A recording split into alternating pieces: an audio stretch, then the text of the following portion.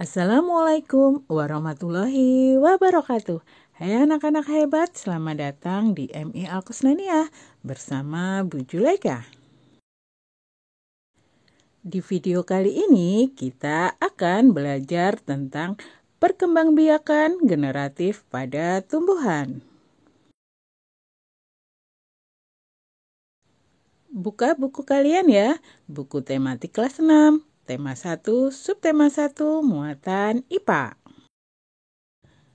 Anak-anak, salah satu ciri makhluk hidup adalah berkembang biak, di mana berkembang biak bertujuan untuk mempertahankan keturunannya.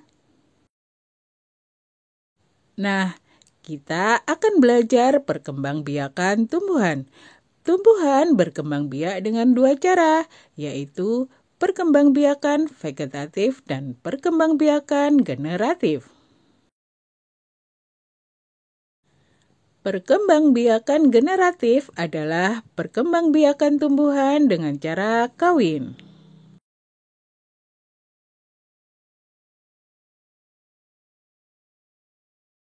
Sedangkan perkembangbiakan vegetatif adalah perkembangbiakan secara tidak kawin. Di video ini kita akan belajar perkembangbiakan secara generatif dulu ya. Salah satu jenis tumbuhan yang berkembang biak dengan cara generatif adalah tumbuhan berbiji, di mana alat perkembangbiakannya adalah bunga. Sekarang mari kita belajar bagian-bagian pada bunga. Kita mulai dari bawah ya. Tangkai bunga adalah penghubung antara batang dengan bunga, sehingga letaknya antara bunga dan tangkai ya. Dasar bunga atau reseptakel merupakan tempat melekatnya mahkota dan komponen bunga lainnya agar tetap berada di posisinya meskipun terkena terpaan angin. Secara tidak langsung, dasar bunga menjadi pondasi yang terletak di ujung bunga setelah tangkai bunga. Kelopak bunga atau kalik merupakan bagian paling luar berwarna hijau seperti daun atau kecoklatan. Bagian ini berfungsi melindungi mahkota pada saat kuncup. Kelopak bunga akan membuka pada saat mahkota bunga mekar sempurna. Sebenarnya, kelopak bunga merupakan modifikasi dari daun. Bakal biji biasanya banyak ditemukan pada tumbuhan berbiji. Sedangkan pada bunga, bakal biji berfungsi melindungi sel telur dan menjadi tempat pertemuan antara sel-sel telur yang akan dibuahi. Bakal biji letaknya di dalam bakal buah. Tangkai putik merupakan saluran penghubung antara kepala putik dengan ovarium. Selain itu, tangkai putik berfungsi menyangga kepala putik agar bisa berdiri tegak dan tetap pada posisinya.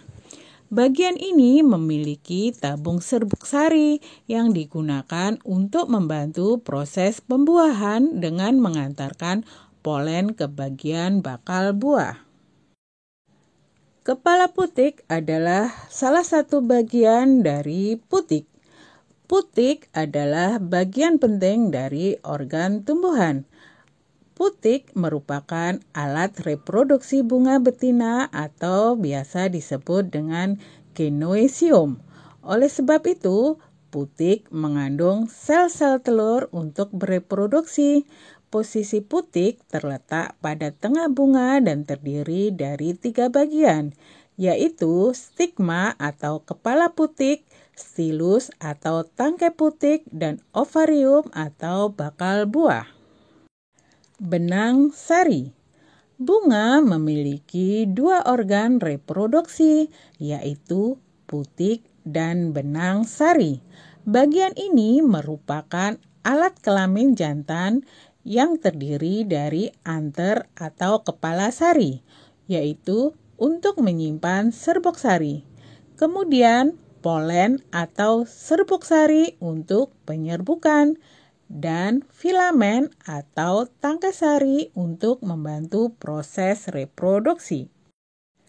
Benang sari bekerja dengan cara mikrosporangium dan spora haploid, yaitu pelepasan serbuk sari dengan bantuan agen penyerbukan seperti air, angin, serangga, atau manusia.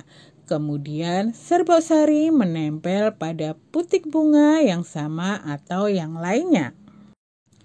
Kepala sari atau anther merupakan bagian benang sari yang merupakan tempat memproduksi serbuk sari. Fungsi kepala sari adalah bagian tempat terjadinya meiosis yang menghasilkan serbuk sari dan menyimpan serbuk sari. Kemudian ada mahkota bunga. Mahkota bunga merupakan bagian paling mudah dikenali karena berukuran besar dan berwarna mencolok. Bagian ini berfungsi membantu penyerbukan bunga dengan menarik perhatian para serangga agar hinggap. Selain itu, tugas mahkota bunga juga melindungi alat reproduksi bunga, yaitu putik dan benang sari. Petal atau kelopak pada mahkota bunga umumnya berjumlah 5 helai dan terletak pada lingkar dalam kelopak bunga. Biji pada tumbuhan dihasilkan setelah terjadi penyerbukan pada bunga. Apa itu penyerbukan? Penyerbukan adalah peristiwa jatuhnya serbuk sari pada putik. Proses penyerbukan bisa terjadi melalui beberapa perantara, misalnya angin, air, hewan, atau bahkan manusia.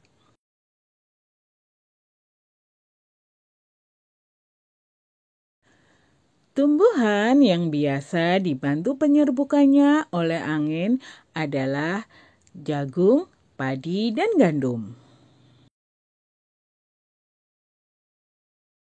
Tumbuhan yang biasa dibantu penyerbukannya oleh air contohnya adalah ganggang. Sedangkan tumbuhan yang biasa dibantu penyerbukannya oleh hewan, misalnya mawar, melati, kenanga, dan bunga sepatu.